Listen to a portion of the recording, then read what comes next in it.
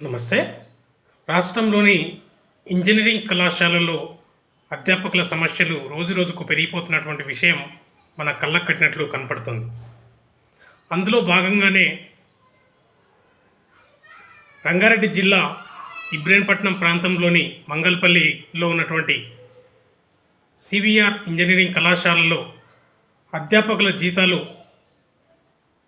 Percentage జీతాలు చెల్లిస్తున్నారని చెప్పేసి దానివల్ల పలు సమస్యలు వస్తున్నాయని అధ్యాపకులు వాపోతున్నటువంటి విషయం మన దృష్టికి రావడం జరిగింది.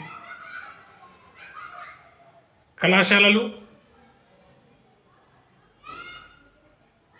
ఆరంభించినప్పుడు సొసైటీలు ఏర్పాటు చేసుకొని సొసైటీల ద్వారా ఫండ్ రేజ్ చేసి జీతాలు చెల్లిస్తాం నెలవారీగా, విద్యార్థులకు ఎలాంటి ఇబ్బందులు లేకుండా చర్య తీసుకుంటామని చెప్పినటువంటి సొసైటీలు ఈరోజు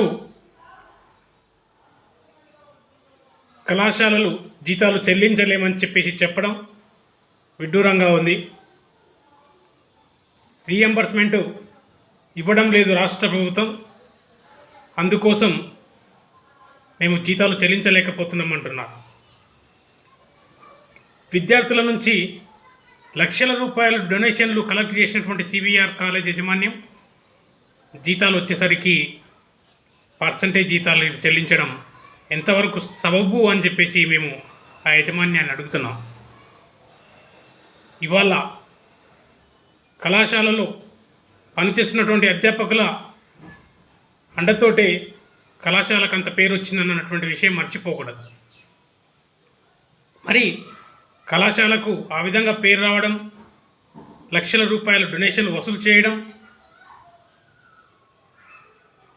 లేనటువంటి సమస్య, అధ్యాపకుల జీతాలు ఇచ్చే వరకే ఫీజు రియంబర్స్మెంట్ సమస్యను ముందుకు దోసి మేము జీతాలు చెల్లించలేనటువంటి పరిస్థితిలో ఉన్నాం, పర్సంటేజ్ జీతాలు ఇస్తాం, రియంబర్స్మెంట్ క్లెయిమ్ అయిన తర్వాత పూర్తి జీతాలు ఇస్తామని చెప్పేసి అనడం ఎంతవరకు సబబు అని చెప్పేసి అడుగుతున్నాం. ఒక అధ్యాపకుడు ఎన్నో కమిట్మెంట్లతోటి కళాశాలలో పనిచేస్తాడు. పిల్లల ఫీజులు అయితే ఏంటి, ఇంటి ఈఎంఐలు అయితే ఏంటి, కారు ఈఎంఐలు అయితే ఏంటి, ఇంటి ఖర్చులు డైలీ వారీగా ఉండేటువంటి ఖర్చులు అయితే ఏంటి, ఇతర హెల్త్ ఆరోగ్య సమస్యలకు తీసుకున్నటువంటి హెల్త్ కార్డుకు సంబంధించినటువంటి ఇవైతే ఏంటి, ఇలా చెప్పుకుంటూ పోతే ఎన్నో ఉంటాయి. మరి ఆ కమిట్మెంట్లన్నీ కూడా ఈరోజు ఇబ్బందికరంగా మారిందని చెప్పేసి, బ్యాంకు లోన్లు కట్టలేనటువంటి పరిస్థితుల్లో ఉన్నామని చెప్పేసి వాళ్ళు బాధపడుతూ ఉంటే చాలా బాధేస్తుంది. కాబట్టి సివిఆర్ కాలేజ్ యాజమాన్యం ఇప్పటికైనా స్పందించి ఖచ్చితంగా కళాశాల అధ్యాపకులకు పూర్తి జీతాలు చెల్లించాలని చెప్పేసి డిమాండ్ చేస్తున్నాం.